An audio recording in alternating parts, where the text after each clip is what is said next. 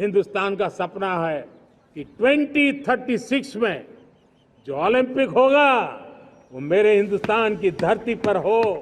India wants to be a sporting powerhouse, and the union government's Khelo India scheme is supposed to make that happen.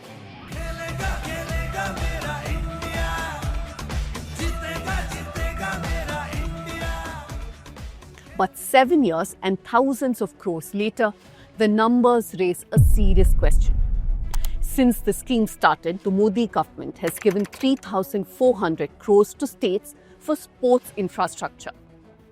Now here's where things get interesting or concerning.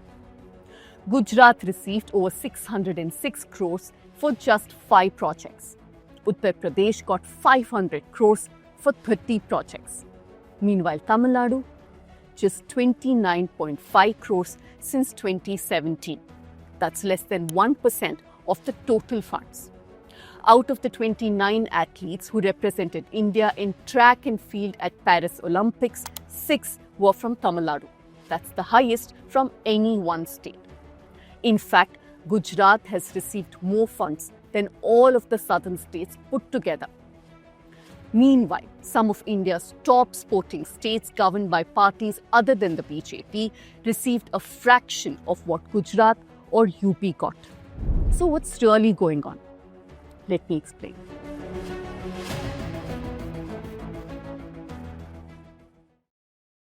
Before I get to the numbers, here's something I want you to think about. All of us want India to grow as a sporting nation, but it cannot happen overnight. When governments make decisions that affect the future of our athletes, most of it happen behind closed doors.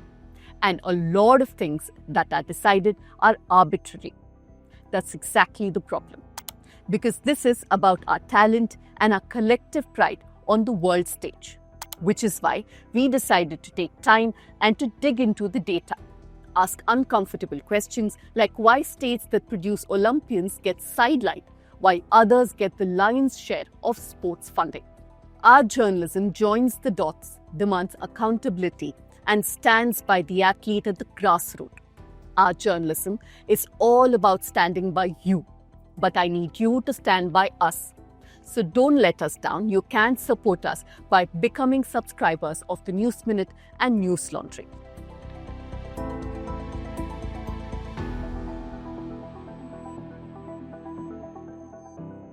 Don't forget to follow our WhatsApp channel, and remember, a new episode of Let Me Explain drops every Saturday. Political leaders have been raising red flags about serious funding disparities with Khelo India for a while now. Trinamool MP and former cricketer Kirti Azad, Pargat Singh, a former Indian hockey captain, Tamil Nadu Deputy Chief Minister Udayanidhi Stalin, they've all called this out bluntly. They've pointed out the biased distribution with data, and they've questioned the NDA government on its alleged discrimination between states. But the chorus has really gotten loud recently, not just from politicians, but from athletes, coaches, and even regional sports communities. What's the trigger? Just look at these numbers. Gujarat and Uttar Pradesh have together received nearly 1/3 of the Khelo India budget. Gujarat sent 3 athletes to the Paris Olympics. Uttar Pradesh sent 7. Athletes from neither of the states won a single medal. Of course, that doesn't mean that they shouldn't get funding. Every state deserves support to grow its sporting ecosystem. But compare that with states like Haryana and Punjab. These are Olympic powerhouses. Haryana sent 24 athletes and won 3 of India's 4 individual medals. Punjab sent 19 athletes, including several in bronze-winning men's hockey team. Yet, together, they've received only 237 crores. That's 5 times less than Gujarat and Uttar Pradesh. Let's also recall Tamil Nadu, which sent 13 athletes and received just 29.5 crore rupees. So if Khelo India's aim is to build India's sporting future, why doesn't the funding align with the actual performance? There are more examples. Take Manipur, which has produced Olympic medalists. it received just 80 crore rupees. Maharashtra, where an athlete won a shooting bronze, got just 125 crore rupees. But these lopsided allocations are telling a completely different story. So what's going on here? The union government says these decisions are based on expert recommendations. But no one knows who these experts are or what the criteria they've used is. And when Gujarat gets more funding than all the southern states combined, it raises valid concerns. Is this about building India's Olympic dreams, or is it about winning elections? Gujarat and Uttar Pradesh are crucial for the BJP. Grants, scholarships and sports jobs aren't just investments in athletes, they're potential political tools. ये सभी प्रयास sports world में गुजरात और भारत की professional presence को और मजबूत करेगी. The Union Ministry revealed these numbers in Parliament on August 2nd last year. Since then, disbelief and frustration have poured in. It's not just the opposition raising questions. Even within the BJP, there have been murmurs. At a Sports Excellence Forum, Union Sports Minister Harsh Sanghvi pitched Gujarat as the future sports destination. But Union MOS for Youth Affairs Raksha Khadse from his own party gently pushed back. She reminded the room that India needs to uplift all states, not just Gujarat. If we want to host the Olympics by 2036, every state must be taken forward. Gujarat के साथ हमें और state की तरफ भी focus करना है कि आने वाले दिनों में हम स्पोर्ट्स का कल्चर ज़्यादा से ज़्यादा बढ़ा पाए. Khadse's comment was a sharp reminder that national sports policy shouldn't revolve around just one state. Now, the union government insists that Khelo India funding isn't political.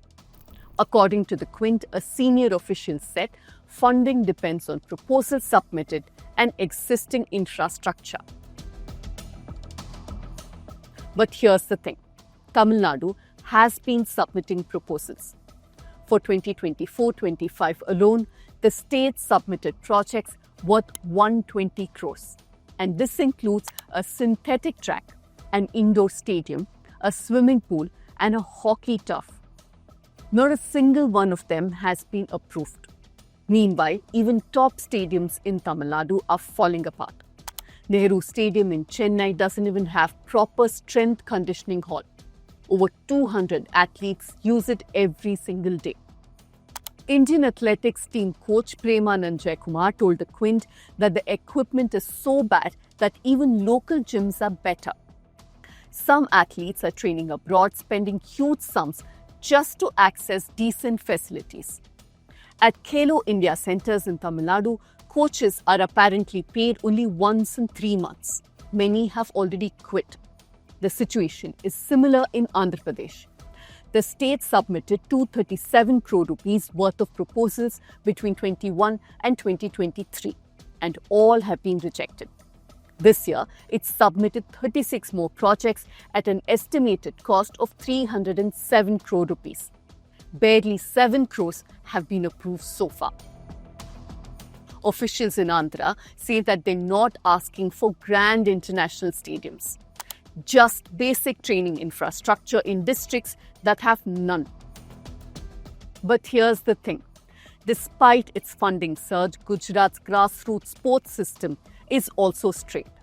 The government has been appointing Khel Sahayaks, that's temporary sports teachers. But the reality is that the teachers have staged protests in Gandhinagar, and they have been demanding salaries and job security. Some were detained while trying to march to the state assembly. Salaries are delayed or incomplete. Many say they're only paid for 8 out of the 11 months that they have contracts for. No pay during vacations, even though they continue working. Of course, Gujarat's ambition to become a sports hub is commendable. But a sporting culture can't be built on unstable contracts and broken promises. Gujarat is not just receiving significant funding, it's also positioning itself as a future sports hub. And this growing prominence has triggered political backlash. The controversy over IPL playoff matches being moved from Kolkata's Eden Gardens to Ahmedabad's Narendra Modi Stadium has raised many eyebrows. Bengal sports minister called it political vendetta. The BCCI denied it and cited weather conditions. But that didn't hold up when a match in Ahmedabad got delayed by rain. To truly elevate India's sporting standards, shouldn't the focus be on equitable development across all states? Olympic dreams aren't built in press conferences or giant stadiums named after politicians. They're built in local fields, dusty gyms, and crowded school grounds.